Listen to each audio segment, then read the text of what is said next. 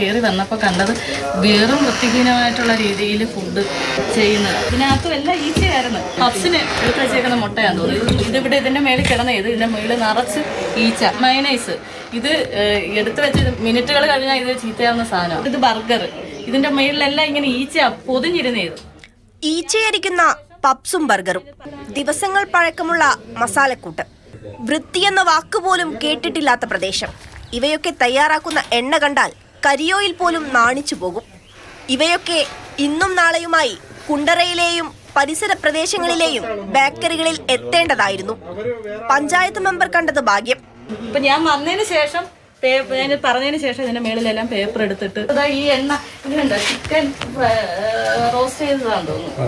ഇതിനകത്ത് എല്ലാം ഈച്ച അപ്പിയിരുന്നത്. നോട്ടീസ് കൊടുക്കാം നാളെ തന്നെ.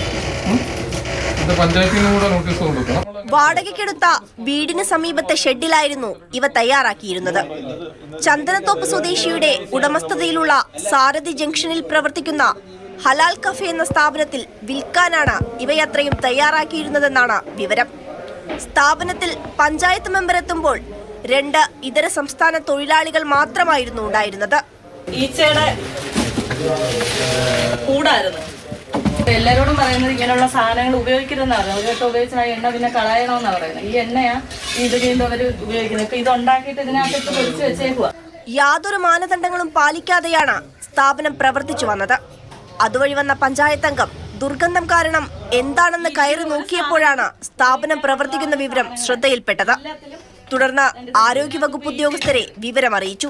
എക്സ്പയറി ഡേറ്റ് കഴിഞ്ഞ ആട്ടകൾ ഇവിടെ ഉണ്ട്. അതേപോലെ ബർഗേഴ്സ്, ചിക്കൻ റോൾ, അങ്ങനത്തെ സാധനങ്ങൾ അവർ പ്രിപ്പയർ ചെയ്യുന്നത് ഒന്നും തന്നെ വളരെ മോശമായ രീതിയിൽ, അതായത് മൊത്തം ഹൗസ് ഫ്ലൈയും എല്ലാം തന്നെ അതിൻ്റെ മേളിൽ ഇരിപ്പുണ്ട്. ഭയങ്കര അൺഹൈജീനിക്കായിട്ടാണ് ചെയ്യുന്നത്. സ്ഥാപനം അടച്ചുപൂട്ടാനാണ് തീരുമാനം. മാതൃഭൂമി ന്യൂസ്, കൊല്ലം.